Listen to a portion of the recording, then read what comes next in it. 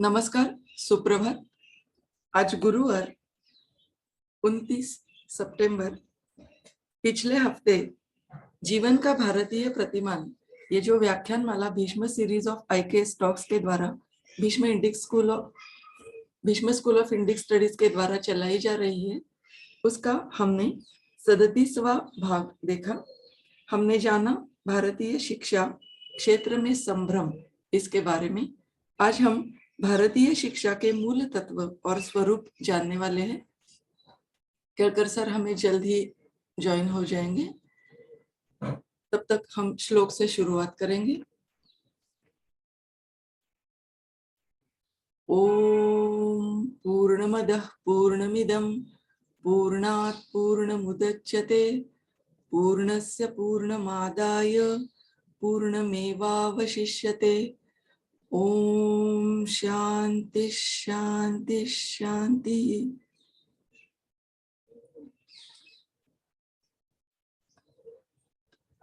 नमस्कार चित्तरंजन जी, आप कुछ पूछना चाहते हैं?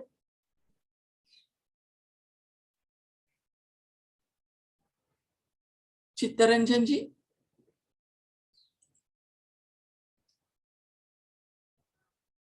क्या मेरी आवाज आ रही है? हाँ, अभी आ रही है। मैं ये जानना चाहता था कि लास्ट दो प्रवचन आप अपलोड होने वाले हैं या नहीं होने वाले? 37 और 38? हाँ, होने वाले हैं। कुछ हमारी टीम थोड़ा बाहर गई थी, टेक्निकल टीम, इसलिए थोड़ा ओके, नो प्रॉब्लम। विलंब हो ओके गया है। ओके ओके, कोई बात नहीं। Thank you. केळकर सर हमसे जुड़ गए हैं। प्रणाम केळकर सर, नमो नमः। श्लोक से हमने शुरुआत की है। मैं केळकर सर से विनती करती हूँ कि वो अपना सेशन शुरू करें। धन्यवाद। मंत्र हो गया क्या? जी सर।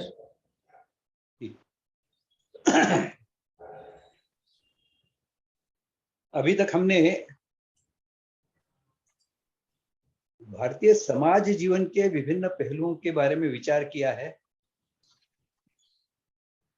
पिछले व्याख्यान में हमने भारतीय शिक्षा क्षेत्र में जो संभ्रम है, जो आज भी विद्यमान है, नई राष्ट्रीय शिक्षा नीति में भी जो परिलक्षित होता है,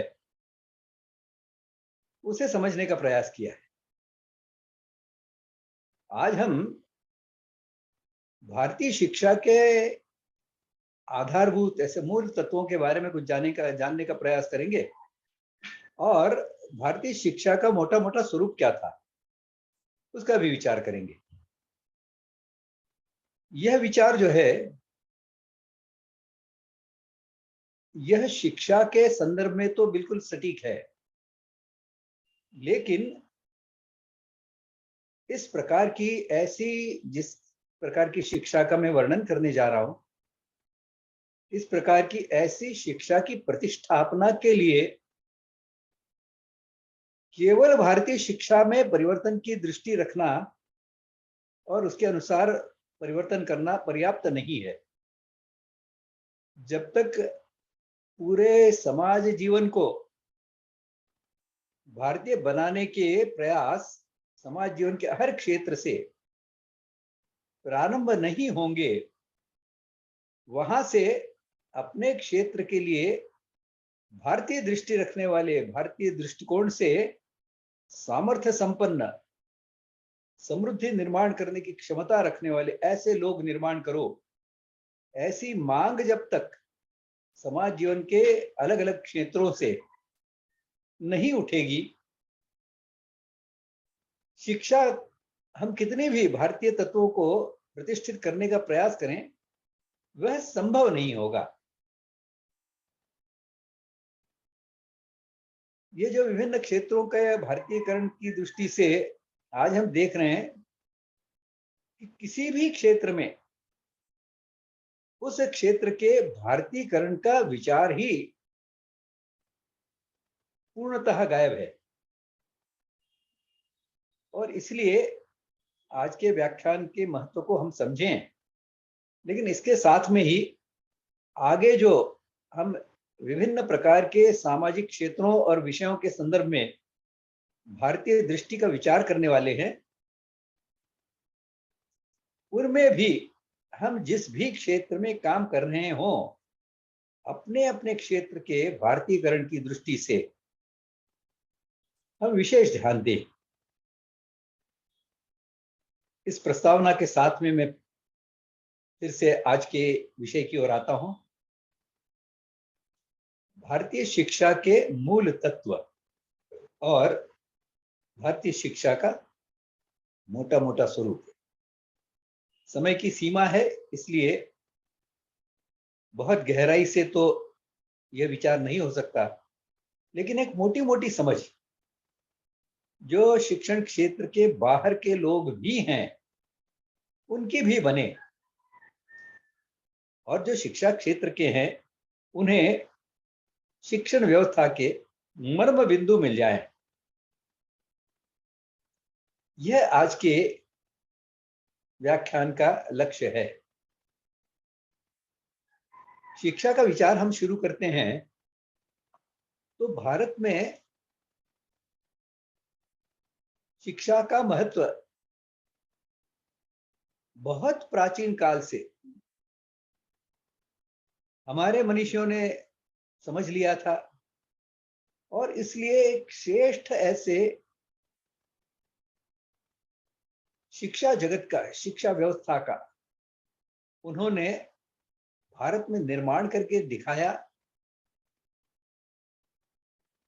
यह शिक्षा का क्षेत्र भारत का इतना प्रतिष्ठित था कि दुनिया भर से विद्वान यहां पर अध्ययन के लिए आते थे, सीखने के लिए आते थे। विद्वान आते थे,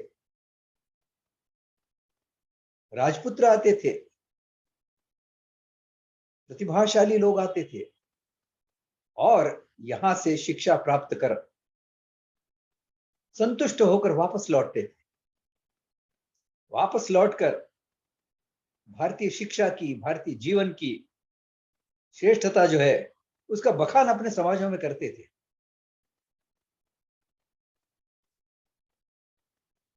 तो इस शिक्षा व्यवस्था के बारे में सबसे पहला सूत्र तो यह है, जो शायद हम सब जानते हैं, कि शिक्षा यह ऐसी एक अनिवार्य बात है जिसकी उपलब्ध न होने से, जिसके अभाव में मनुष्य पशुवत ही रह जाता है। संस्कार ही शिक्षा का ही एक पहलू है। तो मानव को मानव बनाने के लिए शिक्षा होती है, गधे को गधा बनाने के लिए शिक्षा की आवश्यकता नहीं होती है, कुत्ते को कुत्ता बनाने के लिए शिक्षा की आवश्यकता नहीं होती, गाय को गाय बनाने के लिए शिक्षा की आवश्यकता नहीं होती है। वह सहज स्वाभाविक रूप से जन्मजात पशु पक्षी रहते हैं, प्राणी रहते हैं। तो शिक्षा की आवश्यकता तो जहां मन बुद्धि चित्त ये बहुत विकसित अवस्था में है, बहुत सक्रिय हैं, प्रभावकारी हैं, और जिनके अच्छे विकास के बगैर समाज जीवन यह जीने लायक नहीं रहेगा, ऐसे मनुष्य के लिए शिक्षा की अनिवार्यता कही गई है। दूसरा इसका पहलू यह है कि शिक्षा यह समाज जीवन में जो विभिन्न भूमिकाएं हैं, अभिभावक हैं, विभिन्न क्षेत्रों में काम करने वाले विद्वान हैं, आर्थिक क्षेत्र के विद्वान होंगे, न्याय क्षेत्र के विद्वान होंगे, भाषा क्षेत्र के विद्वान होंगे, शासकीय क्षेत्र के विद्वान होंगे, उनकी अपेक्षाओं की पूर्ति करने के लिए नहीं होती शिक्षा। उनकी अपेक्षा तो सामान्यतः यह रहती है कि वो जो कुछ चल रहा है वहां उसको अच्छा चला सके, ऐसे युवक शिक्षित प्रशिक्षित होकर उन्हें उस क्षेत्र को प्राप्त हों। लेकिन नौकर बनने वाली अर्थव्यवस्था, नौकर बनाने वाली अर्थव्यवस्था तो नौकरों की ही मांग करेगी ना, जैसे आज कर रही है। तो समाज में विभिन्न भूमिकाएं रखने वाले लोगों की अपेक्षाओं को पूर्ण करने के लिए शिक्षा नहीं होती है। शिक्षा होती है कि समाज जीवन के विभिन्न क्षेत्रों में काम करने वाले, भूमिका रखने वाले लोग शिक्षा की ओर से किस प्रकार की अपेक्षाएं रखें, ये सिखाने के लिए शिक्षा होती है। ये सामान्य जन और लोकतांत्रिक पद्धति से, अल्पमत बहुमत से तय नहीं किया जाता कि शिक्षा कैसी रहेगी। ये तो समाज के लिए समर्पित, ज्ञानवान, प्रतिभावान, कुशलता से युक्त, आत्मविश्वास से भरे हुए, लोक संग्रह की सामर्थ्य रखने वाले ऐसे जो विद्वान हैं, जिन्हें शिक्षक कहा जाता है, ऐसे शिक्षक तय करते हैं कि शिक्षा का स्वरूप क्या होगा, शिक्षा के आधारभूत तत्व क्या होंगे। तीसरा हम विचार करते हैं तो शिक्षा यह भारतीय दृष्टिकोण में केवल विद्यालयीन शिक्षा नहीं होती, यह तो अभारतीय विचार पद्धति है, अभारतीय शिक्षा का तत्व है, जहां विद्यालयीन शिक्षा को ही शिक्षा माना जाता है। वास्तव में भारतीय दृष्टि में शिक्षा यह जन्म जन्मांतर चलने वाली प्रक्रिया होती है।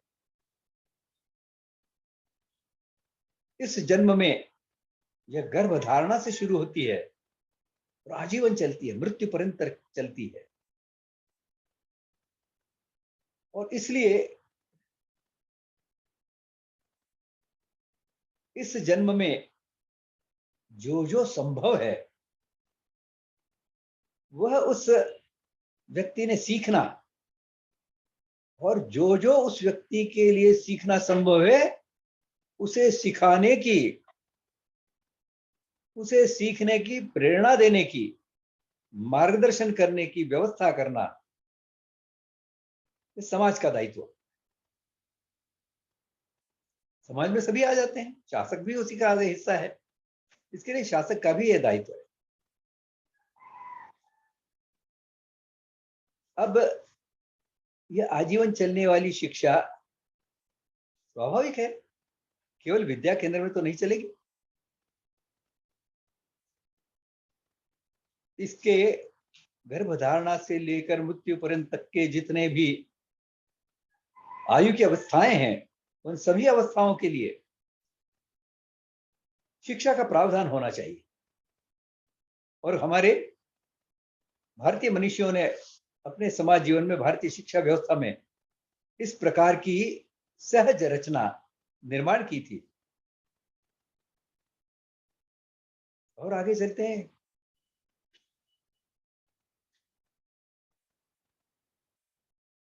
शिक्षा यह शिक्षक के बिना तो चल सकती है, विद्यार्थी के बिना नहीं चल सकती। शिक्षक खूब तैयार है सिखाने के लिए, लेकिन यदि विद्यार्थी नहीं है तो कोई शिक्षा प्रक्रिया नहीं चलेगी। इसलिए शिक्षा का केंद्र विद्यार्थी है। शिक्षक नहीं है तो भी विद्यार्थी अपने प्रयासों से, अपनी इच्छाओं से, अपनी प्रेरणाओं से कुछ न कुछ तो सीखेगा ही। तो शिक्षा प्रक्रिया तो वैसे भी चलेगी, शिक्षक के अभाव में भी चलेगी, लेकिन विद्यार्थी के अभाव में नहीं चल सकती। इसके लिए शिक्षा यह विद्यार्थी केंद्रीय होती है। जिसे सीखना है उसके लिए होती है। भारत में और भारतीय शैक्षिक चिंतन में सीखना यह मूल शब्द है, पढ़ना यह मूल शब्द है। सिखाना, पढ़ाना, यह तो उसके सहायक ऐसे शब्द हैं। जिस प्रकार से विद्यार्थी के बिना शिक्षा नहीं होती है, शिक्षक तो सहायक होता है, प्रेरक होता है, मार्गदर्शक होता है। उसी प्रकार से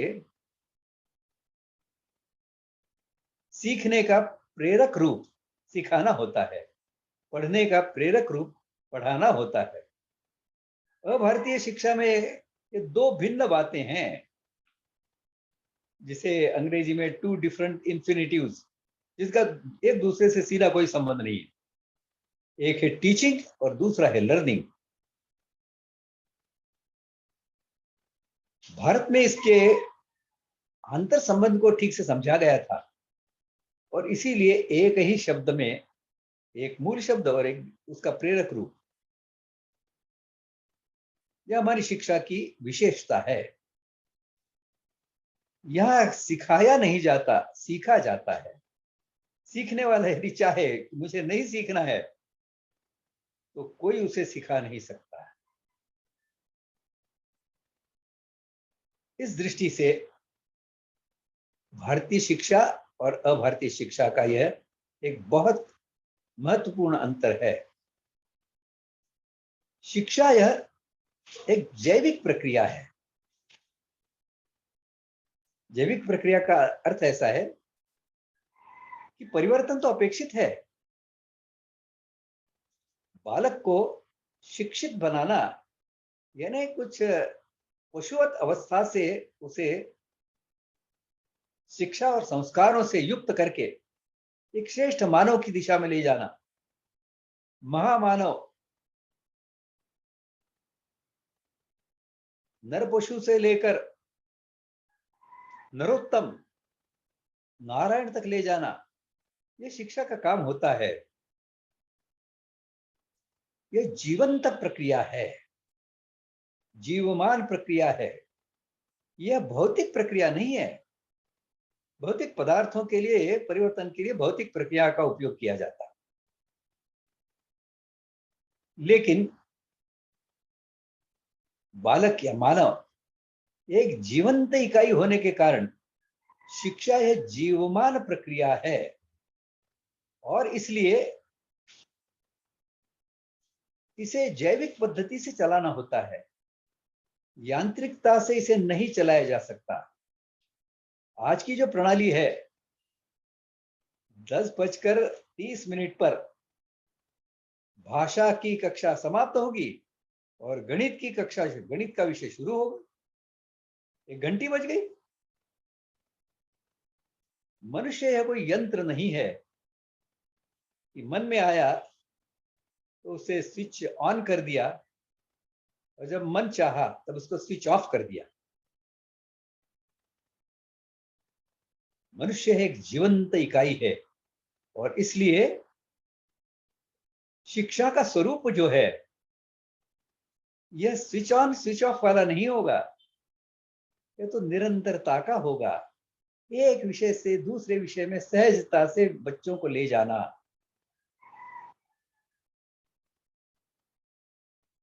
जब एक विषय, अब ये भूल जाओ, अभी तक गणित पढ़ रहे थे, गणित के लिए दिमाग लगाया था, आपके दिमाग में अंक घूम रहे होंगे, भूल जाओ उनको। अरे भूल जाओ कैसे? वो कोई पत्थर हैं क्या? उनके मन में तो विचार रहते हैं। तो शिक्षा यह यांत्रिक प्रक्रिया नहीं है, ये जैविक प्रक्रिया है। इसे हमें समझना होगा। मनुष्य के लिए शिक्षा है। आगे और हम चलते हैं तो ध्यान में आता है कि शिक्षा व्यक्ति सापेक्ष होती है। सारी सृष्टि जो है, इसके जितने अनगिनत अस्तित्व हैं,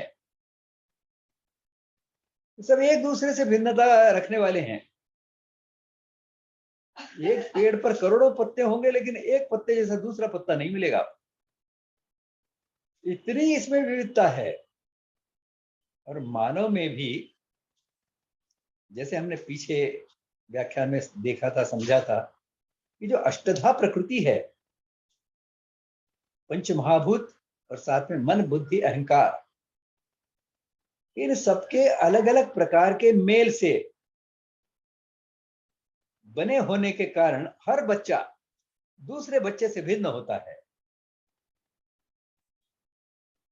और इसलिए शिक्षा की कुछ बातें तो जहां तक सबकी बनावट समान है, वहां तक तो सबकी समान शिक्षा हो सकती है, लेकिन बच्चे को शिक्षित कर उसकी जो सर्वोच्च विकास की अवस्था है वहां तक यदि ले जाना है तो शिक्षा को व्यक्ति सापेक्ष बनाना होता है। हम सहजता से देखते हैं किसी भी कक्षा में तो कुछ लोग बुद्धू होते हैं या कम बुद्धिमान होते हैं, कुछ लोग अधिक बुद्धिमान होते हैं, ये तो होता ही है। और फिर ऐसे जगह पर यांत्रिकता से यदि शिक्षा होती है तो शिक्षक तो कहता है मैंने तो मेरा पाठ्यक्रम कवर कर लिया है। कवर नहीं करना होता है, वास्तव में ये पाठ्यक्रम है, बच्चों के सामने खुला करके रखना, वो इसको सहजता से ग्रहण कर सके इस प्रकार से उनके सामने रखना, ये शिक्षक का काम है। और जो सबसे कम बुद्धिमान लड़का है वह भी उसे सीख जाए, इस प्रकार की व्यवस्था आज की शिक्षा व्यवस्था में करनी आवश्यक है। अन्यथा जो प्रतिभाशाली, जो बुद्धिमान बच्चे हैं वो तो सीख लेते हैं और जो कम बुद्धि रखने वाले बच्चे हैं वो पिछड़ जाते हैं। ये बहुत स्वाभाविक है, प्राकृतिक है कि प्रकृति ने ही हर बच्चे को भिन्न बनाया है। इस दृष्टि से शिक्षा कुछ मात्रा में सार्वत्रिक है, लेकिन एक सीमा से आगे वह व्यक्ति सापेक्ष बन जाती है, इसे हमें समझना होगा। शिक्षा के साधन जो है, करण जो है, उन्हें हम बहिःकरण और अंतःकरण ऐसे दो विभागों में बांट सकते हैं। बहिःकरण कौन से हैं? तो हमारे 5 जो ज्ञानेंद्रिय हैं ये उसके बहिःकरण है। बहिःकरण यानी साधन।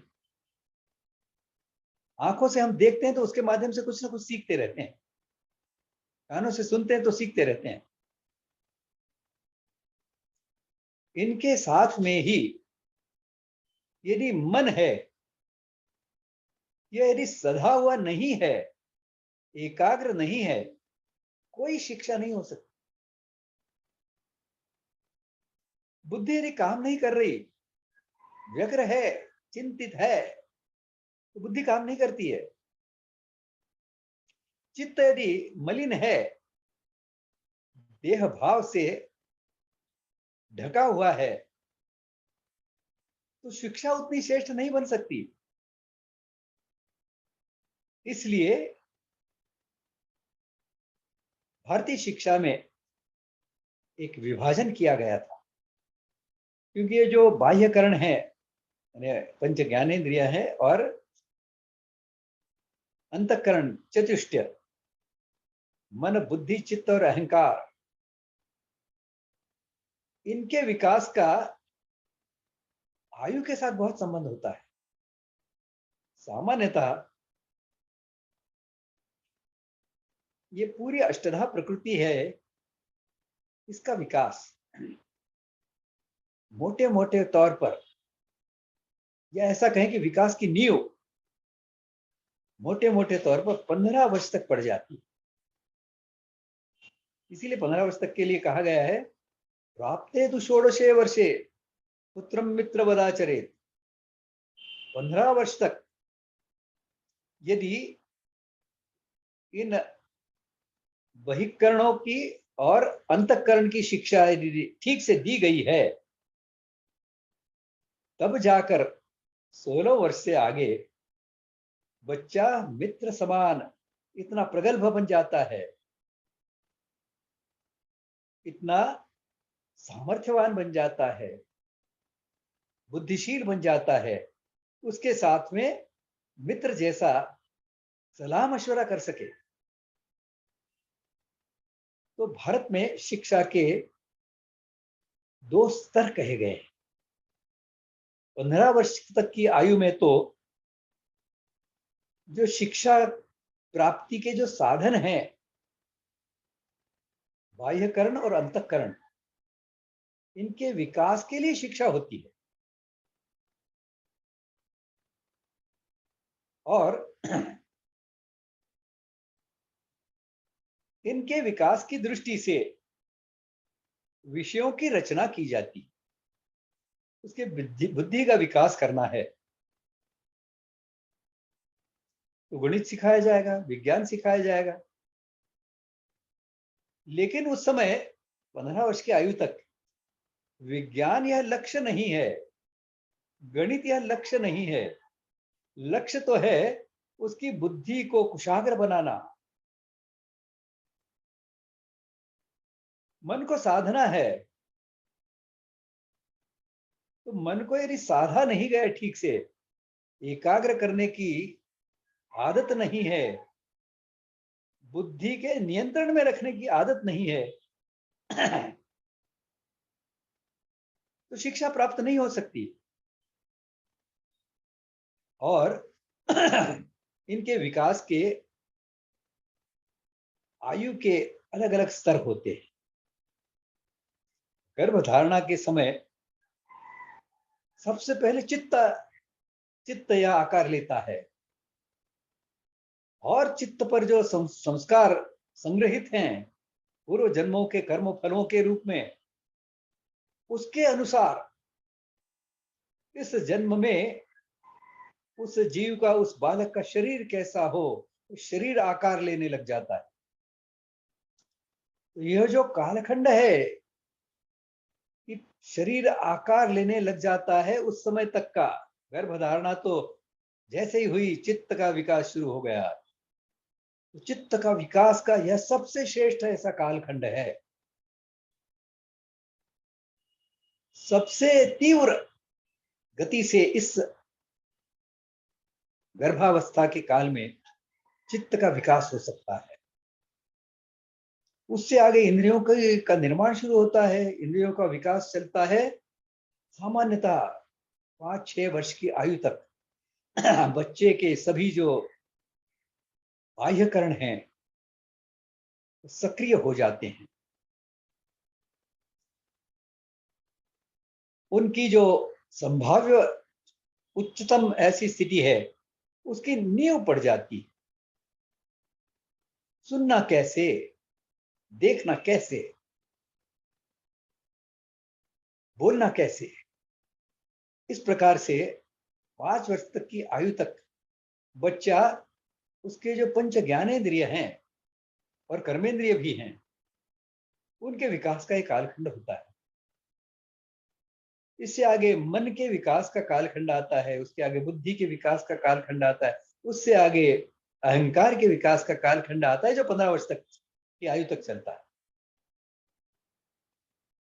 15 वर्ष तक की आयु तक मनुष्य के व्यक्तित्व विकास का जो पहलू है, यह प्राथमिक होता है, और बाकी सब विषयों की रचना तो इस व्यक्तित्व विकास के लिए होती है। मन को उसके श्रेष्ठ बनाना है, अष्टांग योग के यम नियम बनाने सिखाने होंगे उसको। इतिहास, यह तो मन को बहुत अच्छे संस्कार देने वाला, अच्छी प्रेरणा देने वाला ऐसा विषय है। लेकिन इतिहास की प्रस्तुति उस पद्धति से होनी चाहिए, उसके मन का विकास हो सके, उसके मन में ऐसे ऐसे श्रेष्ठ संकल्प बनाने की इच्छा निर्माण हो सके। इसके लिए इतिहास सिखाना है। तो इतिहास तो साधन है। 15 वर्ष तक की आयु तक मनुष्य के इस व्यक्तित्व के ज्ञानार्जन के जो करण हैं, साधन है, उनके विकास की आयु होती है। और विषय विभिन्न प्रकार के, गणित है, भाषा है, समाजशास्त्र है, ये सब विषय, पर्यावरण है, ये सब विषय उसके साधन होते हैं। साध्य तो होता है व्यक्तित्व विकास। 15 वर्ष की आयु के उपरांत ये दोनों एक दूसरे का स्थान बदल लेते हैं। अब 15 वर्ष तक की आयु तक उस बच्चे के व्यक्तित्व विकास की जो संभाव्य ऊंचाइयां है, उसे उस बच्चे ने प्राप्त कर लिया है। अब इन सधे हुए ज्ञानार्जन के करणों के साथ में अब वह विषयों की शिक्षा को प्रारंभ करता है। अब विषयों की शिक्षा यह साध्य बन जाता है और उसके व्यक्तित्व विकास, यानी उसके जो ज्ञानार्जन के करण हैं, उनका विकास यह उसका साधन बन जाता है। ऐसा जब होता है तो बच्चा फिर स्वाध्याय करने में प्रगल्भ बुद्धि होने से क्या पढ़ना चाहिए, क्या नहीं पढ़ना चाहिए, क्या सीखना चाहिए, क्या ग्रहण करना चाहिए, क्या ग्रहण नहीं करना चाहिए, इसका विवेक उसमें होने के कारण तो कोई भी विषय अध्ययन करने लग जाता है तो उसमें से हंस की तरह नीर क्षीर विवेक कर पाता है। इसमें कचरा क्या है और इसमें दूध क्या है, इसको सहजता से समझ सकता है। यह भारतीय शिक्षा का एक बहुत महत्वपूर्ण पहलू है और जिसका आज शिक्षा में कहीं भी, शिक्षा शास्त्रीय लोगों में इसका लगभग ज्ञान नहीं के बराबर है। और भी आगे कुछ बिंदु हैं जिनका हम विचार करेंगे। स्वाति जी से मैं निवेदन करूंगा, स्वाति जी आप जरा भीष्म इंडिक का आपका जो निवेदन है पूरा कर लें। जी sir.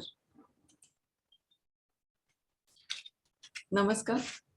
Bhishma school of Indic studies की ओर से ये जो व्याख्यानमाला चलाई जा रही है, Bhishma series of IKS talks में जीवन का भारतीय प्रतिमान, ये व्याख्यानमाला दिलीप केळकर सर द्वारा लिखित 2 ग्रंथ है जीवन का भारतीय प्रतिमान, जिन्हें हमने प्रकाशित किया है।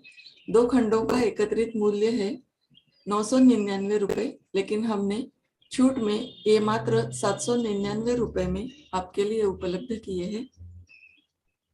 हर एक भारतीय को ये ग्रंथ अवश्य पढ़ने चाहिए। मैं आप सभी से निवेदन करती हूँ, आह्वान करती हूँ कि ये आप जरूर खरीदी कीजिएगा। गूगल पे क्रमांक है भीष्म प्रकाशन का 9503864401। इस पर आप पेमेंट करके अपनी घर पर मंगवा सकते हैं।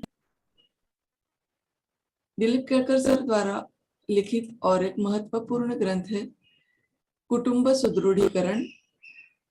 कुल पृष्ठ इसके 200 है और ये पंजीकरण छूट में मात्र 250 रुपए में हमने उपलब्ध किया है। कुटुंब क्या है, कुटुंब की विशेषताएं क्या है, कुटुंब भावना का विकास कैसे होता है, भारतीय कुटुंब संस्कार क्या होते हैं, ये सब इसके बारे में बहुत अच्छी तरह से समझाया गया है। मैं आप सभी से आह्वान करती हूँ कि ये तीनों ग्रंथ आप जरूर मंगवा लीजिएगा। और एक विशेष बात यह है कि ये तीनों ग्रंथ एक साथ लिए तो हमने मात्र 1000 रुपए में उपलब्ध किए हैं। तो आप जरूर अपने समविचारी लोगों तक ये बात पहुंचाइएगा। धन्यवाद।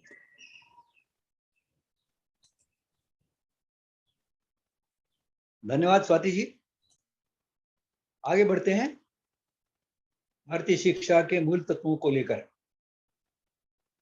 आगे हम देखते हैं कि शिक्षा जो होती है, तो पहले भी मैंने बताया कि उस बच्चे के विकास की जो उच्चतम अवस्था है वहां तक ले जाने के लिए शिक्षा होती है।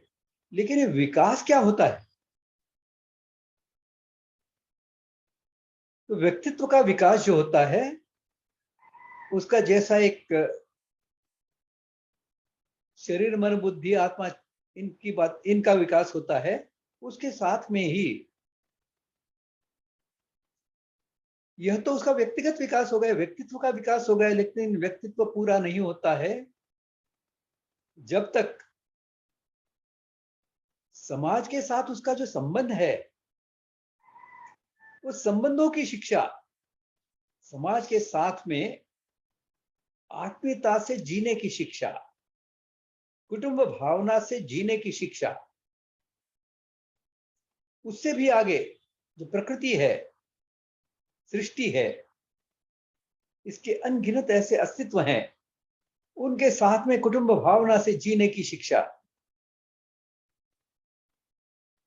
आत्मीयता के साथ उनसे संबंध रखने की शिक्षा, यह भारतीय व्यक्तित्व विकास का स्वरूप।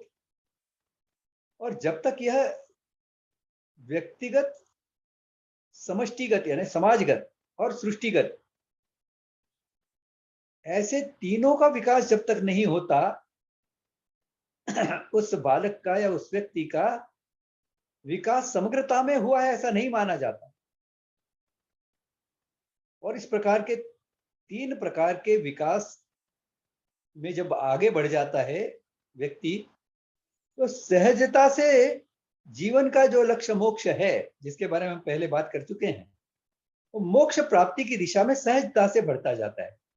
सारी सृष्टि के सभी अस्तित्वों के साथ में जब कोई व्यक्ति आत्मीयता से, अपनेपन की भावना से, कुटुंब भावना से जुड़ जाता है, ये मेरा है, अच्छा है, बुरा है, जैसा है मेरा है, ऐसी भावना से जुड़ जाता है, तो परमात्मा पद की दिशा में बहुत तेजी से आगे बढ़ता है, क्योंकि उन सब में परमात्मा तत्व है।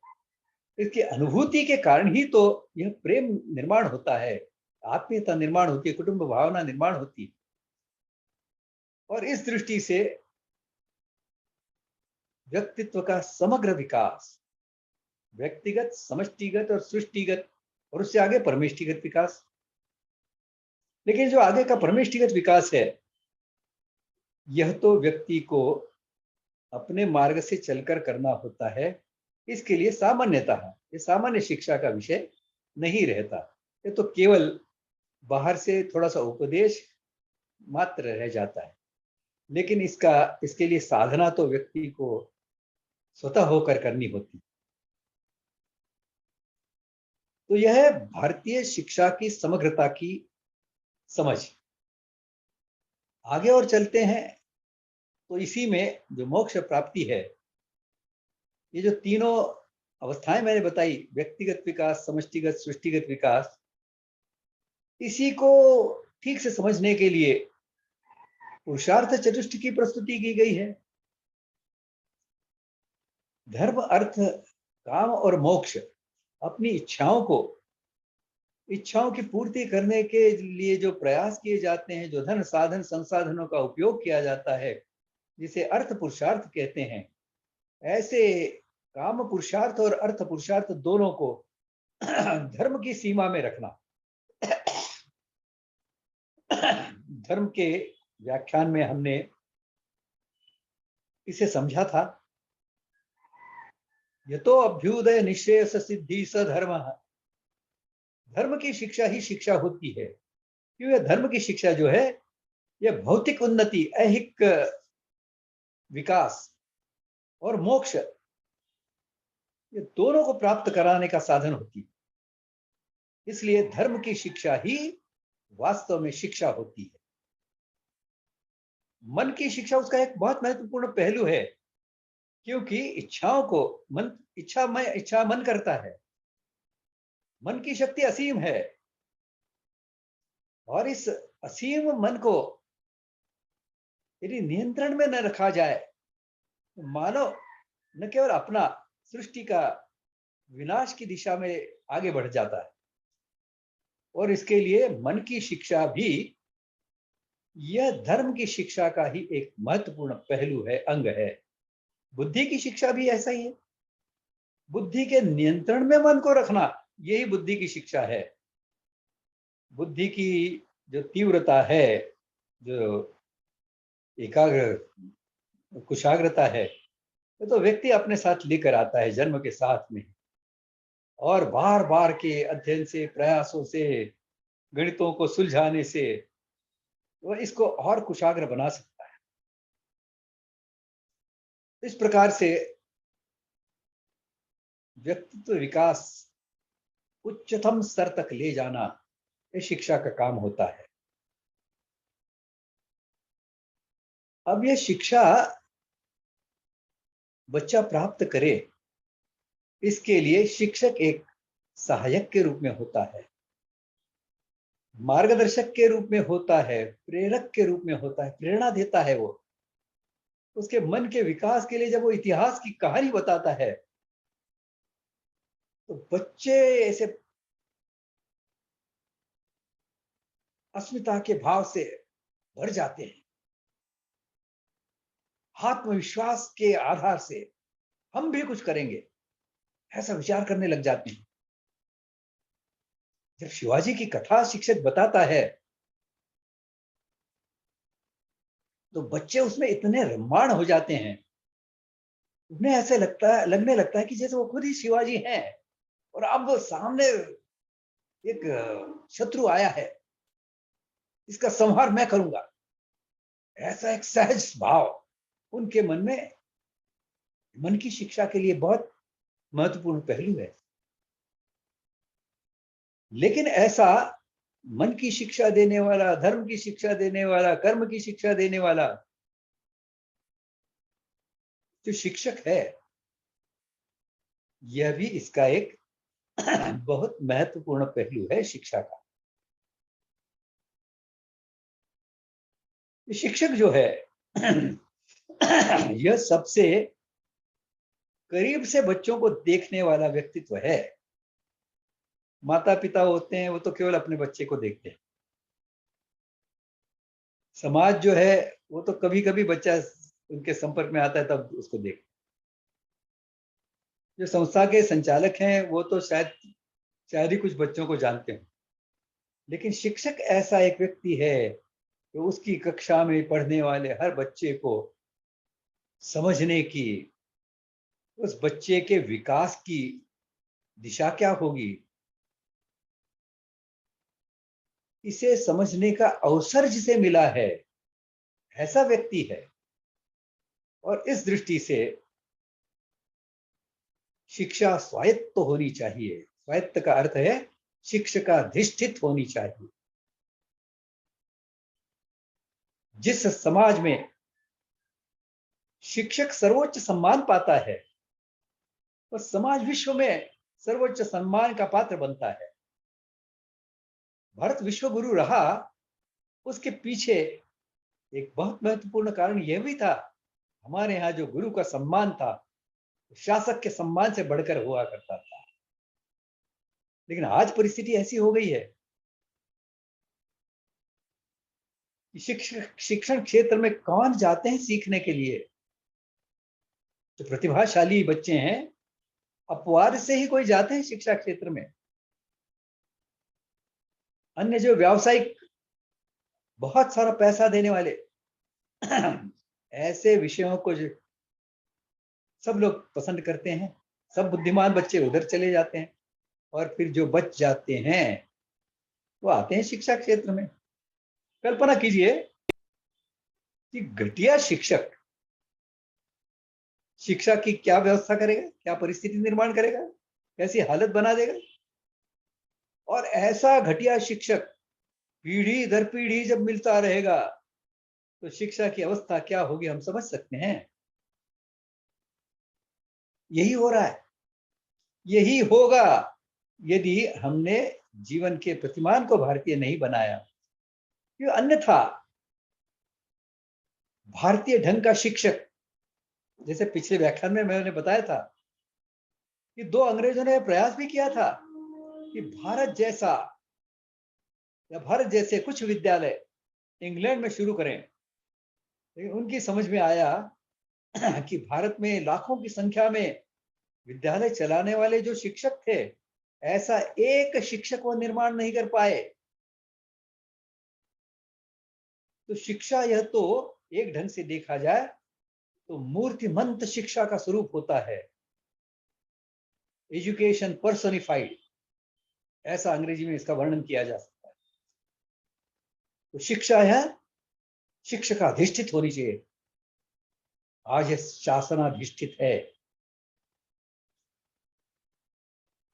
शिक्षकाधिष्ठित बनने के लिए शिक्षक भी उतने प्रतिभावान, उतने समर्पण भाव से ओतप्रोत, सामर्थ्यवान, कुशलता से भरे हुए, आत्मविश्वास से ओतप्रोत, लोक संग्रह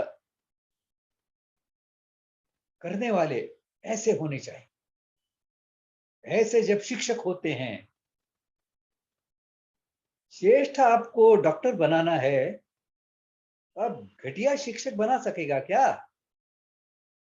आज तो घटिया शिक्षक ही श्रेष्ठ डॉक्टर बनाने का प्रयास कर रहे हैं। कैसे होगा? श्रेष्ठ इंजीनियर बनाना है, लेकिन जो घटिया होने के कारण जिसे इंजीनियरिंग कॉलेज में प्रवेश नहीं मिल सका, या इंजीनियर बन के भी जो इंजीनियरिंग क्षेत्र में अपना पुरुषार्थ नहीं बता सकता, प्राध्यापक बन जाता है। तो घटिया शिक्षक, घटिया समाज समीकरण बनता जा रहा है और इसे हम नहीं रोक सकते, क्योंकि पूरा जीवन का प्रतिमान, पूरे जीवन के सारे क्षेत्र ये अभारतीय ढंग से चल रहे हैं। शिक्षक को स्वायत्तता मिलनी चाहिए, तब मिलेगी जब शिक्षा यह स्वावलंबी बनेगी। शिक्षक स्वावलंबी बनेगा, किसी के ऊपर निर्भर नहीं होगा। वह अपने सामर्थ्य के अनुसार अपने विद्यालयों की, अपने गुरुकुलों की स्थापना करेगा। अपने लोकमत जागरण के माध्यम से, लोक संग्रह के माध्यम से समाज के श्रेष्ठ लोगों को आकर्षित करेगा कि अपने बच्चों को उसके विद्यालय में भेजें। अपनी कुशलता, अपना ज्ञान, अपना समर्पण भाव, इसके आधार पर श्रेष्ठ समाज का निर्माण करने वाला यह व्यक्ति है। जैसे ही समाज के लोगों के ध्यान में आएगा, समाज आगे बढ़ेगा। ऐसे शिक्षक की आजीविका के लिए, यदि शिक्षक वेतन भोगी होगा तो शिक्षा तो बिकाऊ बनेगी ही। भारत में शिक्षा कभी बिकाऊ नहीं रही, हमेशा निःशुल्क रही। लेकिन निःशुल्क कैसे रहे? क्योंकि शिक्षक का भी परिवार है, कुटुंब है। उसके लिए, कुटुंब के निर्वहन के लिए कुछ तो संसाधनों की आवश्यकता उसे है, धन की आवश्यकता है। तो चलेगा कैसे शुल्क लिए बिना? लेकिन जब ऐसे शिक्षक खड़े होते हैं, समाज के लिए समर्पित भाव से काम करते हैं, आज भी हम देखते हैं समर्पण भावना से काम करने वाले लोगों के लिए लोग धन लिए बैठे रहते हैं, राह देखते रहते हैं। अभी कल ही एक विषय मैंने यहां पर सुना, विद्यार्थी विकास योजना। सैकड़ों विद्यार्थियों की जो बुद्धिमान है, लेकिन जिनकी आर्थिक स्थिति ठीक न होने से वह प्रगत ऐसे पाठ्यक्रम नहीं कर पाते, उनका अनुभव भी ऐसा है कि लोग तो तैयार बैठे हैं, हम ही नहीं पहुंच पाते उनके पास। लेकिन दुर्भाग्य से आज जितने भी गुरुकुल चल रहे हैं, उनमें से बहुत कम अपवाद रूप में ऐसे होंगे जिन्हें गुरु चला रहा है। बाकी सब तो ट्रस्टी कुल हैं, ट्रस्टी चला रहे हैं। वो गुरु की नियुक्ति करते हैं। गुरु की नियुक्ति नहीं होती, गुरु स्वयंभू होता है, खड़ा होता है, जहां खड़ा होता है वहां गुरुकुल खड़ा हो जाता है। यह उसकी सामर्थ्य होती है। भारतीय शिक्षा की प्रतिष्ठापना यदि करनी है, तो क्या हम ऐसे गुरु निर्माण कर सकते हैं? इसका विचार, और कैसे कर सकते हैं, इसका भी विचार आवश्यक है। ऐसा गुरु कितना भी श्रेष्ठ हो, यदि वह परावलंबी है, दूसरों की मदद पर निर्भर करता है, उसका गुरुकुल अन्न के लिए, विभिन्न प्रकार की व्यवस्थाओं के लिए यदि दूसरों पर निर्भर है तो गुरुकुल ठीक से नहीं चल सकता, कभी बंद हो सकता है। और इसके लिए उस गुरुकुल की अर्थव्यवस्था ठीक रखना, स्वावलंबी रखना, इसे बहुत महत्व दिया गया था। गुरु भी इसका प्रयास करता था कि वह स्वावलंबी बने, और समाज भी ऐसा प्रयास करता था कि गुरु को किसी के सामने हाथ पसारने की आवश्यकता न हो, गुरु को किसी की शर्तें मानकर अपनी शिक्षा में परिवर्तन की आवश्यकता न पड़े। शासक भी ऐसे हुआ करते थे। ऐसे श्रेष्ठ गुरु के लिए कोई आर्थिक रुकावट न खड़ी हो, इस प्रकार की व्यवस्था वो करते थे। अग्रहार के रूप में ऐसी जमीनें वह आवंटित करते थे गुरुकुलों के लिए कि जहां पर या तो गुरुकुल के छात्र कृषि करके अपने लिए अन्न उपजा सकें, या फिर कोई दूसरा उनके लिए अन्न उपजाकर उन्हें दे। अन्न का खर्चा जो है गुरुकुल का या किसी भी कुटुंब का, ये उसके कुल मिलाकर यदि ठीक से जी रहा है, वो कोई अनशंट ऐसा कुछ खर्चा नहीं कर रहा है, तो अन्न का खर्चा ही लगभग 75-80% होता है। तो गुरुकुल को स्वावलंबी बनाने की दृष्टि से इस प्रकार की अग्रहार की भूमि गुरुकुल के नाम पर होना, उस गुरु के ताबे में होना, यह बड़ा महत्वपूर्ण होता था।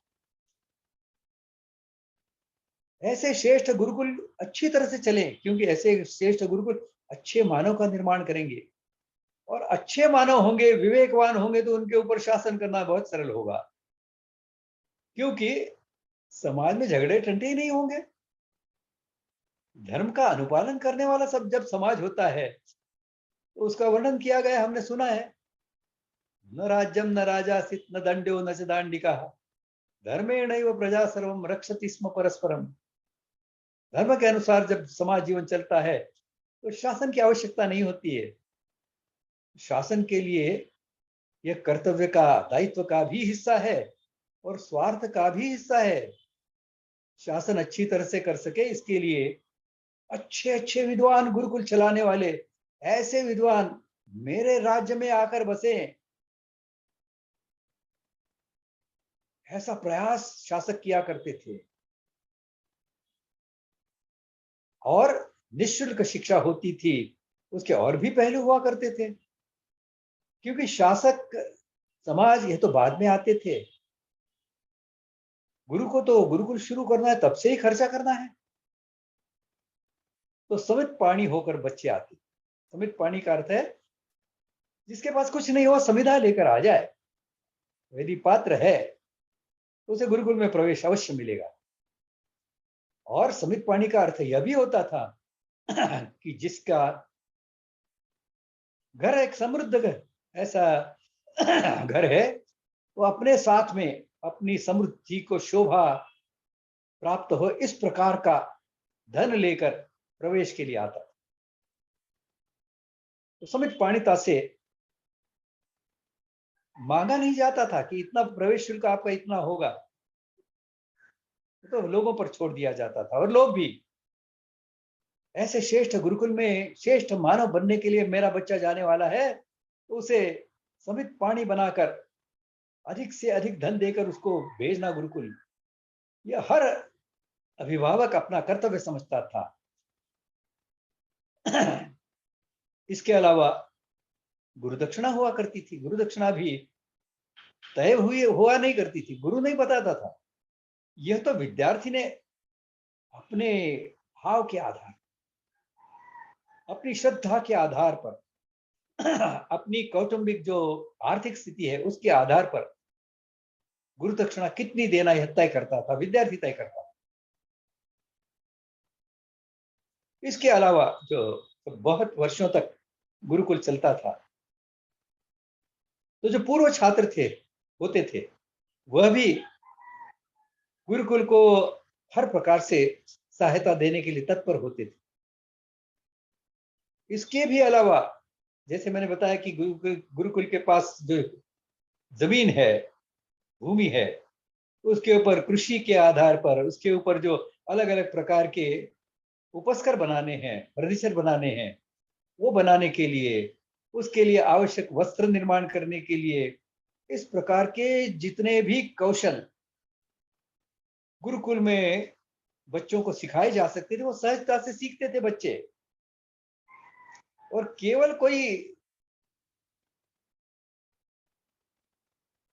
अलग अलग प्रकार के कौशल सीखता ही था, लेकिन उसके साथ में कोई ना कोई ऐसा एक कौशल उसके पास होता था कि जिसमें वह श्रेष्ठ कुशलता से संपन्न होता था। हम देखते हैं पांडव जब वनवास में और उसके बाद में अज्ञातवास में गए तो पांचों पांडव अलग अलग प्रकार की विधा में विशेषज्ञ थे। युधिष्ठिर थे, वो तो राजा के, विराट राजा के सलाहकार बन गए, उनके साथ में वो द्यूत खेले तो उनके साथ में द्यूत खेलने लगे। दूसरा भीम था, तो पाक शास्त्र कुशल था, तो विराट के पाक खाने में, पाक गृह में बल्लव बन गया। अर्जुन श्रेष्ठ धनुर्धर, महापराक्रमी, लेकिन नृत्य में पारंगत होने से बृहन्नड़ा के रूप में उसने नृत्यशाला में प्रवेश ले लिया। नकुल सहदेव भी एक अश्व का पालन और एक गाय का पालन करने में कुशल। इस प्रकार से कोई ना कोई एक ऐसी कुशलता हर व्यक्ति प्राप्त करे, हर गुरुकुल का व्यक्ति, बच्चा प्राप्त करे, ऐसा ध्यान दिया जाता था। इस प्रकार से गुरुकुल की व्यवस्थाएं चलती थी। गुरुकुल अपने बच्चों को साथ में लेकर समाज दर्शन के लिए भी घूमता था। बच्चे यह समझें कि किस प्रकार का समाज जीवन आज है, इस समाज की समस्याएं क्या हैं। भिक्षा के लिए जाते थे बच्चे, सहजता से समाज में जाते थे तो निरीक्षण करते थे, परीक्षण करते थे और समझते थे समाज की स्थिति क्या है। और भिक्षा से आने के बाद में गुरु वो उन्होंने क्या सीखा है, क्या सीख कर आए हैं, ये समझता था और उसे परिष्कृत करता था। कुछ गलत सीख के आए हैं उसको ठीक करता था, दुरुस्त करता था।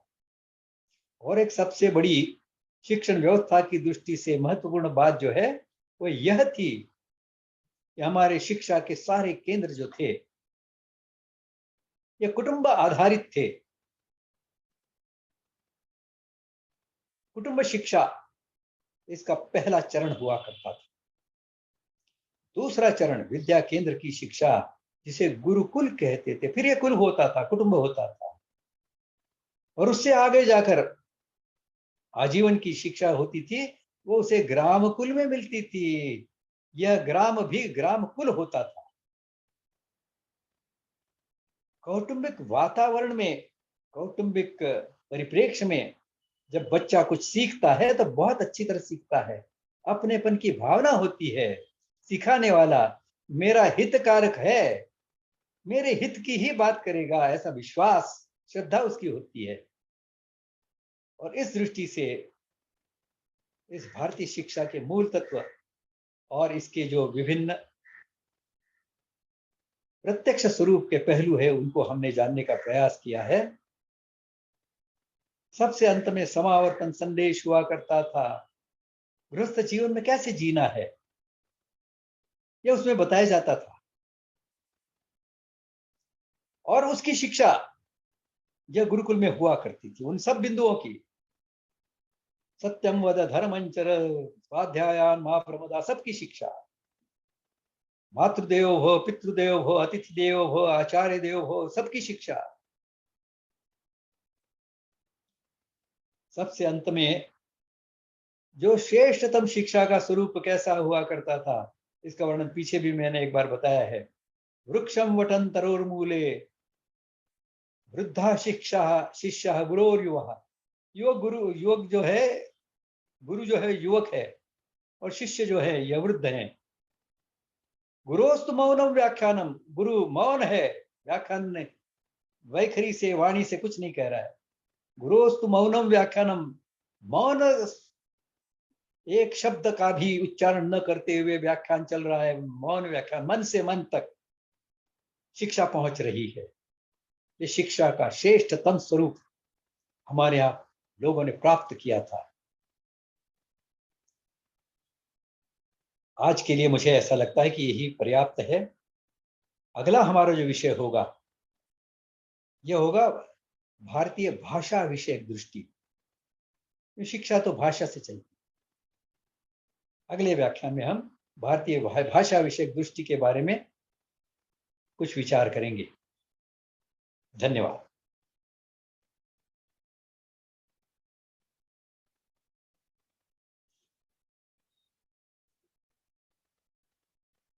प्रश्न पूछने हैं? धन्यवाद सर। जी, जिन्हें आज के सेशन पर कोई सवाल पूछने हैं, शंकाएं हैं, तो कृपया अपना हैंड रेज कीजिएगा।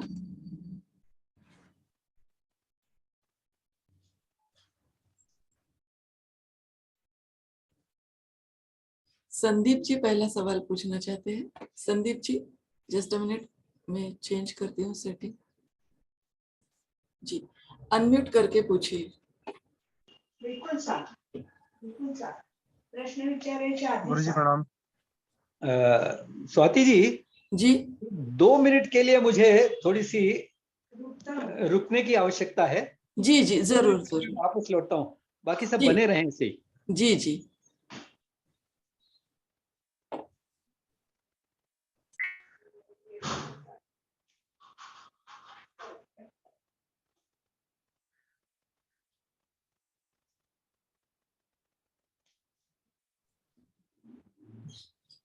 केड़कर सर 1-2 मिनट में ही हमें वापस जुड़ जाएंगे हमसे, कृपया बने रहिएगा।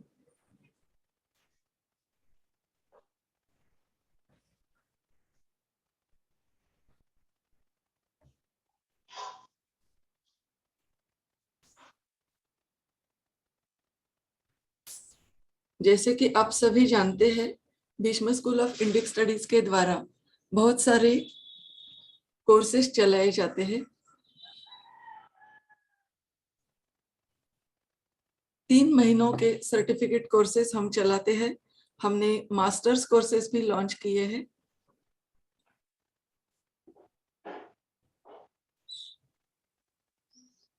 आप हमारी वेबसाइट पर जाकर ये सब जान सकते हैं। इसके बारे में विस्तृत जानकारी वेबसाइट पर है।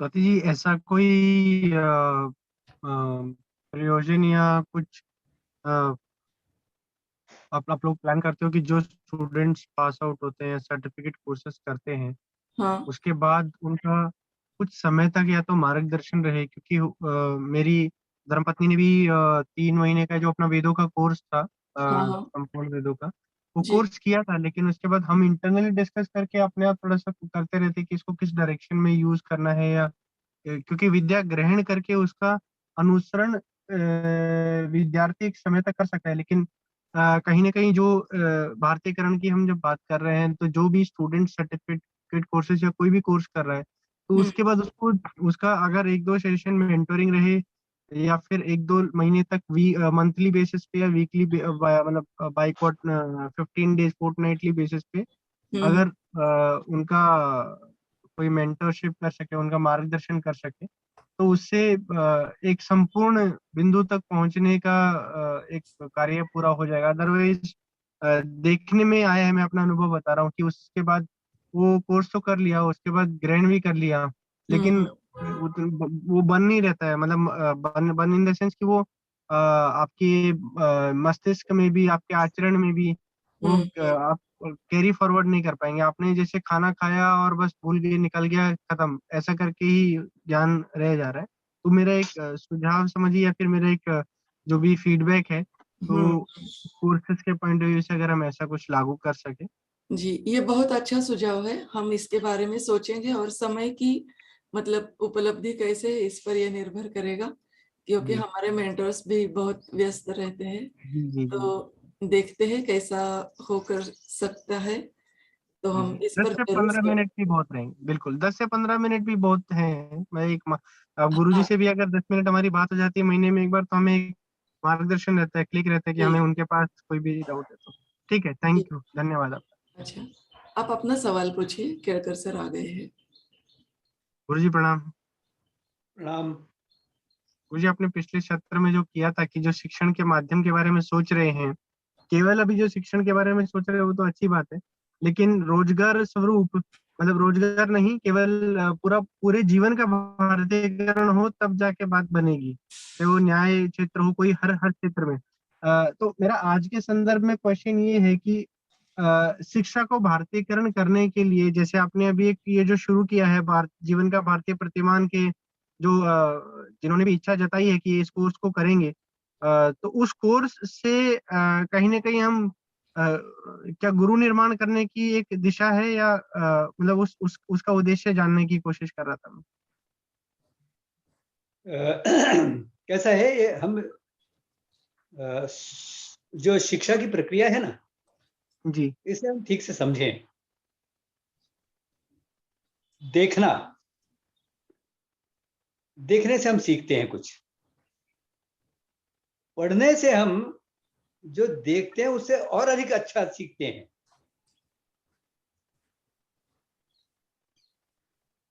यह पढ़ा हुआ जो है, यह हम जब बार बार देखते हैं तो चित्त पर हमारे उसके संस्कार हो जाते हैं। देखा हुआ जो होता है वो भूलने की संभावनाएं अधिक होती हैं। पढ़ा हुआ होता है और बार बार पढ़ा हुआ होता है तो वो स्मरण रहने की पूरी संभावना होती है। और इस दृष्टि से विचार ऐसे किया है कि यह व्याख्यान माला तो चल रही है, यह महत्वपूर्ण तो है ही कि इसमें जो लिखा है शायद उससे थोड़ा अधिक विस्तार से हम यहाँ पर बात कर पा रहे हैं, लेकिन फिर भी है तो मौखिक ही है, तो ये हमारे श्रवणीय इंद्रियों से जो प्राप्त कर रहे हैं हम उतनी ही, इसे हम और अच्छी तरह से समझ सकें। और जैसे आपने अभी कहा कि श्रेष्ठ आचार्य निर्माण की प्रक्रिया का यह एक अंग है, एक चरण है, इसे हमें समझना होगा। आचार्य बनने के लिए पहले विषय को ठीक से समझना, विषय के मर्म को समझना, और फिर उस मर्म को समझने के बाद करणीय क्या है, अकरणीय क्या है, इसे समझना, और फिर अन्य लोगों को क्या करणीय है, उनके लिए क्या करणीय है, क्या अकरणीय है, इसके मार्गदर्शन की क्षमता विकसित करना, या आचार्य बनने के लिए अनिवार्य ऐसी बातें होती हैं। और इस दृष्टि से यह अध्ययन योजना जो है, इसका पहला चरण है, ऐसा समझ लीजिए। इसमें आप केवल देखने के, सुनने से आगे बढ़कर स्वतः होकर कुछ पढ़ेंगे, विचार करेंगे, कुछ पूछे हुए प्रश्नों के उत्तर देंगे। उत्तर शायद तुरंत ध्यान में नहीं आए, याद नहीं रहे पढ़ने के बाद में, तो ढूंढेंगे प्रश्न पुस्तक में। इस प्रकार से यह जो कुल मिलाकर विषय है, इसकी समग्रता में समझ, क्योंकि व्याख्यान सुनने में भी हमने देखा होगा कि हम में से कई ऐसे होंगे कि जिनके कुछ व्याख्यान छूट गए, स्वाभाविक है। लेकिन जब परीक्षा होगी तो परीक्षा में तो हमारा ऐसा है कि वो दिया हुआ जो दिन है उस दिन तक वो प्रश्न पत्र भेजने हैं, लेकिन उससे पहले भी भेज सकते हैं और उसके लिए पर्याप्त समय प्रश्नों के उत्तर देने के लिए हमारे पास होंगे। तो ऐसी कोई संभावना नहीं रहेगी कि हम किसी 2 अध्यायों की परीक्षा में हम बैठ ही नहीं सके, प्रश्न पत्रों के उत्तर ही नहीं दे पाए। ऐसा नहीं होगा। और इसलिए एक स्वाभाविक रूप से जो इस अध्ययन योजना में सम्मिलित होंगे उनका अध्ययन सहजता से हो जाएगा। प्रश्न पत्र भी ऐसे रखने का विचार है कि जिसमें से लगभग 75% जो है, यह तो जिसे हम ऑब्जेक्टिव कहते हैं, उत्तर दिए हुए हैं, उनमें से ढूंढना है ये ठीक है, वो ठीक है, वो ठीक, ऐसा। और केवल 25%, 20%, 25% ऐसे प्रश्न होंगे जिनमें कुछ थोड़ा विस्तार से लिखना है। और इसलिए परीक्षा भी बहुत सरल है, सहज है।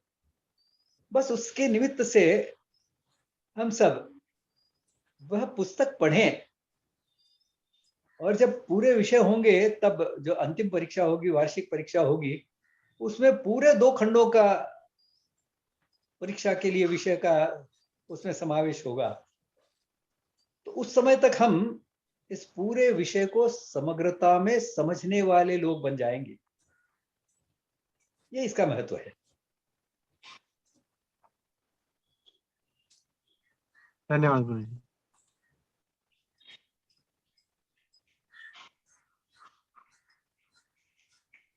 सर, मुझे एक सवाल पूछना था। बिल्कुल पूछिए। जब हमारे यहाँ गुरुकुल परंपरा से शिक्षा प्राप्त होती थी, तब बाकी दुनिया में क्या व्यवस्थाएं थी शिक्षा की? देखिए, जब अंग्रेज भारत में आए और भारत के ऊपर शासक बन गए, उन्होंने यहाँ पर सर्वेक्षण कराया था। तो उन्होंने पाया कि देश भर में 6.5-7 लाख विद्यालय थे। पूरी तरह से गुरुकुल तो नहीं थे, लेकिन शिक्षा निःशुल्क होती थी, शिक्षा शिक्षकाधिष्ठित होती थी। उन्होंने उस समय के इंग्लैंड का जब अध्ययन किया तो उनके ध्यान में आया कि शिक्षा की कोई व्यवस्था इंग्लैंड में नहीं थी। कुछ विद्यालय चर्च द्वारा चलाए जाते थे, लेकिन वह केवल बाइबल की शिक्षा देने वाले विद्यालय थे। आप कल्पना कर सकती हैं, वहां के जो श्रेष्ठ जन, जिन्हें लॉर्ड्स वगैरह कहा जाता है, वो लोग तो अपने बच्चों के लिए शिक्षा की कुछ व्यवस्था करते होंगे, लेकिन ऐसी सार्वत्रिक समाज जीवन में जो हर बच्चा है उसकी शिक्षा की दृष्टि से ऐसी कोई व्यवस्थाएं इंग्लैंड में नहीं थी। इसलिए कोई बहुत तुलना करने की आवश्यकता नहीं है। यह तो जो बीच में लगभग 1500 वर्ष का कालखंड बीच में गया, से भारत की हमारी कृण्वन्तो विश्वमार्यम की योजना कमजोर होती गई। कृण्वन्तो विश्वमार्यम की योजना चलाते थे अच्छी तरह से, तो इंग्लैंड जैसे सुदूर ऐसे देशों में भी, समाजों में भी धर्म की शिक्षा पहुंची हुई थी। अमेरिका तक पहुंची हुई थी। अमेरिका तो और दूर है, अमेरिका तक पहुंची हुई थी। इस प्रकार से बाकी समाजों में तो शिक्षा लगभग नहीं के बराबर थी, और जो थी वो केवल कुछ जो क्या कहें कि जो ऐसा श्रेष्ठ वर्ग ऐसा माना जाता था, केवल उसके लिए उपलब्ध थी। अच्छा, अगला सवाल मीनानाथ लोहकरे महाराज पूछना चाहते हैं। मीनानाथ जी पूछिए। सर नमस्कार सर। दीनानाथ जी नमस्कार। सर मुझे क्या प्रश्न ऐसा है, सवाल मन में ऐसा है कि ज्ञानेश्वर महाराज के काल में, नामदेव महाराज के काल में एक हवाई जहाज उल्लेख किया है, जैसे मराठी में एक संदर्भ दिया है, विमानाची दाटी पुष्पांचा वर्षाव स्वर्गाहुनी देव करतात। तो यह जो हवाई जहाज नाम का उल्लेख हुआ है, वह अभी राइट बंधु ने सर्च किया, जो ढूंढा, वो सही है क्या, वो कार का सही है, ये थोड़ा सा विस्तार से बताइए ना। मन में आए क्या बताओ, आगे जो लोगों को हम बताते हैं तो क्या समझ संभ्रम तैयार होता है मन में, इसके बारे में थोड़े। ये तो आपका प्रश्न क्या है? एक ऐसा शब्द है विमान, विमान मराठी में, तो एक पंक्ति आती है नामदेव महाराज की, ज्ञानेश्वर महाराज के समाधि के समय, विमानाची दाटी पुष्पांचा वर्षाव स्वर्गाहुनी देवड करतात।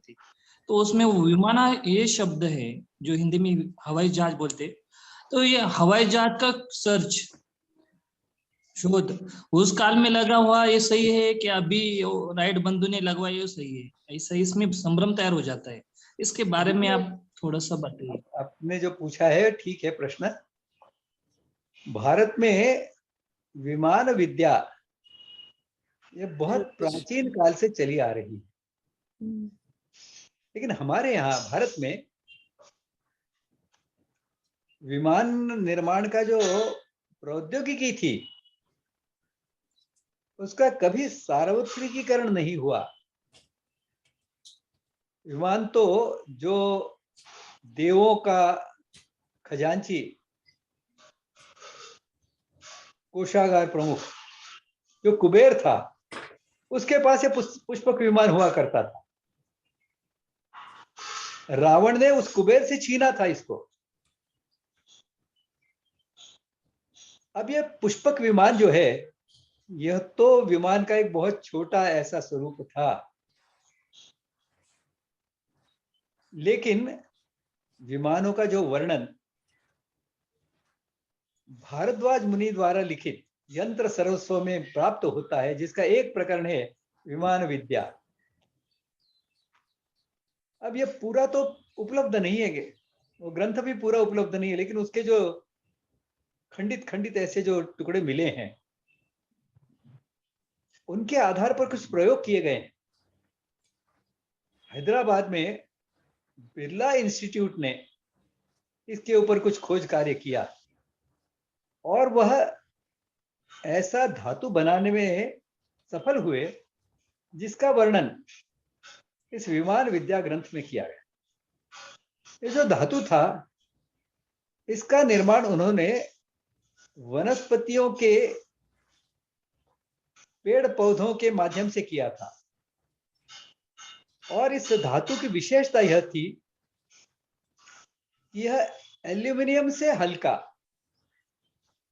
और फौलाद जैसा शक्तिमान ऐसा था। आप कल्पना कर सकते हैं कि विमान के लिए तो ऐसे ही धातु का उपयोग किया जाता है। आज जो धातु का उपयोग होता है वो एल्यूमिनियम से हल्का नहीं होता है, एल्यूमिनियम से भारी होता है।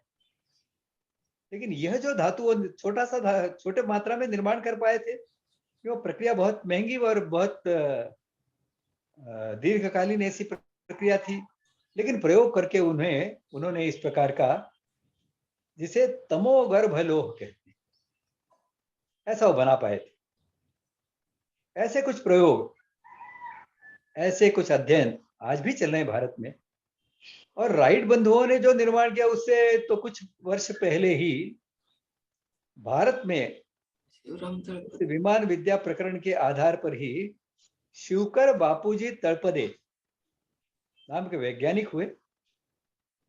उन्होंने मुंबई की चौपाटी पर लोकमान्य तिलक जी की उपस्थिति में ऐसे विमान के उड़ान भरने का प्रयास किया। बहुत सफल नहीं हुआ वो, और उसमें कुछ विकास की आवश्यकता थी। लेकिन इसके बाद में इसकी खोज करने वाले राइट बंधुओं के नाम पर वो लिख दिया गया। शिवकर बापूजी तलपदे का नाम कोई नहीं जानता। भारत गुलाम था तो स्वाभाविक था ये तो। लेकिन आपने जो प्रश्न पूछा, ऐसा विमान का उल्लेख तो भारत में विभिन्न प्रकार के हमारे राष्ट्रीय साहित्य में मिलता है। पुराणों में मिलेगा, महाभारत में मिलेगा, रामायण में मिलेगा, अन्य भी जो कालिदास की रचनाएं हैं उनमें मिलेगा। यह तो हमारे यहाँ किस प्रौद्योगिकी का सार्वत्रिकीकरण करना, यह बहुत गंभीरता से तय किया जाता है। और विमान विद्या को ऐसा नहीं माना गया था जिसका सार्वत्रिकीकरण हो सके। आज उसका सार्वत्रिकीकरण हो गया है और उसके दुष्परिणाम हम भुगत रहे हैं। पूरे दुनिया के समाज जीवन को जो गति प्राप्त हो गई है, अनिष्ट गति प्राप्त हो गई है, इस विमान विद्या, वर्तमान की जो विमान विद्या है उसके कारण है। इस विमान की प्रौद्योगिकी के सार्वत्रिकीकरण के कारण है। सामान्य से सामान्य मनुष्य यदि उसके पास पैसा है तो विमान से प्रवास कर सकता है, आवश्यक नहीं है तो भी करता है, प्रतिष्ठा के लिए करता है, अपने भोग के लिए करता है। इस प्रकार के काम के लिए हमारे यहाँ प्रौद्योगिकी का दुरुपयोग नहीं किया जाता था। इसलिए हम देखते हैं आज जितने भी प्रकार के प्रौद्योगिकी के विकास हुए हैं, उन प्रकार की प्रौद्योगिकी हमारे देश में उपस्थित थी, लेकिन उनका सार्वत्रिकीकरण हमने इसलिए नहीं होने दिया था कि हमें पर्यावरण की समस्याएं निर्माण नहीं करनी थी। हजारों वर्षों तक, लाखों वर्षों तक विश्व गुरु रहने वाला भारत, साइंस और टेक्नोलॉजी के क्षेत्र में 18वीं सदी तक विश्व का नेतृत्व करने वाला भारत, इसने कभी भी पर्यावरण की, सामाजिकता की समस्याएं निर्माण नहीं की। इस भारत की विज्ञान प्रौद्योगिकी नीति का यह एक महत्वपूर्ण पहलू था कि किस प्रकार की प्रौद्योगिकी का सार्वत्रिकीकरण करना है और किसका नहीं करना है। मैं हमेशा एक उदाहरण देता हूं, आपने सुना होगा 2-3 बार, ब्रह्मास्त्र का उपयोग। ब्रह्मास्त्र ऐसे ही अणुध्वम जैसा, एटॉमिक बॉम्ब जैसा अत्यंत भीषण संहार करने वाला ऐसा एक प्रौद्योगिकी का तरीका है। महाभारत में इस तंत्रज्ञान को जानने वाले, इस तकनीकी को जानने वाले, प्रौद्योगिकी को जानने वाले कम से कम 5-6 लोग थे। लेकिन जैसे ही इसका दुरुपयोग हुआ, अश्वत्थामा कुपात्र होकर भी इसे उसके पुत्र मोह के कारण उसके पिता से प्राप्त हुई। हम देखते हैं कि आगे ब्रह्मास्त्र का कहीं नामो निशान नहीं मिलता हमारे किसी साहित्य में। नष्ट होती है प्रौद्योगिकी, नष्ट होने दो। सर्वे भवन्तु सुखिनः के लिए जो सुसंगत है, जो पात्र है, उसको ही प्रौद्योगिकी का हस्तांतरण होगा। आज भी इस विमान विद्या का, इस बहुत बड़े पैमाने पर यांत्रिक, जो जिसे आजकल हम आर्टिफिशियल इंटेलिजेंस कह रहे हैं, रोबोट का जो प्रौद्योगिकी का विषय है, उसका विस्तार कितना होने देना, कितनी उसके ऊपर पात्रता की कसौटी लगाना, इसका विचार तो हमें करना होगा। नहीं तो जो विनाश की दिशा में हम तेजी से आगे बढ़ रहे हैं, उससे बचना विश्व की मानव जाति के लिए संभव नहीं होगा। इसीलिए अर्नोल्ड टॉयनबी करके एक ऐसे ही अभारतीय विद्वान ने कहा है, The chapter which had a Western beginning shall have to have an Indian ending if the world is not to trace the path of self-destruction of human race. मानव जाति को आत्मसंहार से यदि बचाना है तो भारत को और भारतीयों को अपने पूरे सामर्थ्य के साथ में विश्व गुरु बनकर खड़ा होना होगा।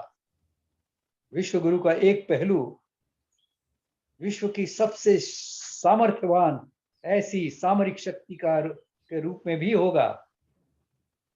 वह भी हमें बनना होगा, क्योंकि हमें सामर्थ्य नहीं है तो कोई हमारी सुनने वाला नहीं है। ऋणवंतो विश्वमान्यम के लिए भी यह आवश्यक है, अनिवार्य है। हम ऐसी एक सामरिक शक्ति बने जिससे दुनिया भर के दुर्जन जो हैं डर से कांपें। उस दृष्टि से हमारी प्रौद्योगिकी नीति तय होनी चाहिए, विश्व की प्रौद्योगिकी नीति तय होनी चाहिए।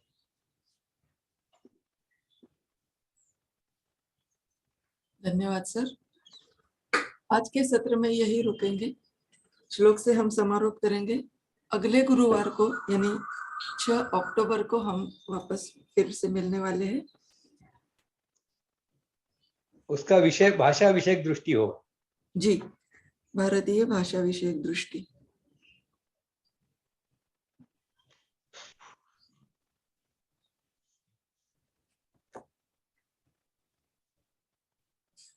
शांति मंत्र। ओम सर्वे भवन्तु सुखिनः, सर्वे सन्तु निरामयाः, सर्वे भद्राणि पश्यन्तु, मा कश्चित् दुःखभाग् भवेत्।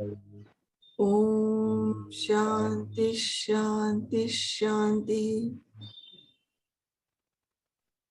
सभी को बहुत बहुत धन्यवाद। एक सूचना जी। स्वाति जी, एक सूचना आपके अनुरोध से, ये जो अध्ययन योजना है जी, इसमें 1 तारीख तक की उसकी अवधि कही गई है, लेकिन प्रत्यक्ष में पाठ्यक्रम शुरू होने की तिथि 10 तारीख से है। और इसलिए यदि 1 तारीख तक हमें संभव नहीं भी हो पाया तो भी हम विचार पूर्वक इस अध्ययन योजना से जुड़ने का प्रयास करें। 1 तारीख को जो जुड़ पाएंगे के लिए इस अध्ययन योजना का महत्व क्या है, क्या अध्ययन योजना कैसे चलेगी, इसकी जो बारीकियां हैं, यह इसके उद्घाटन सत्र में होने वाला है और सुनना उनके लिए संभव होगा। इतना लाभ जिन्हें प्राप्त करना है, यह भी लाभ जिन्हें प्राप्त करना है, वो शीघ्रता करें और 31 तक अपना पंजीयन इस अध्ययन योजना के साथ में कर लें। धन्यवाद जी।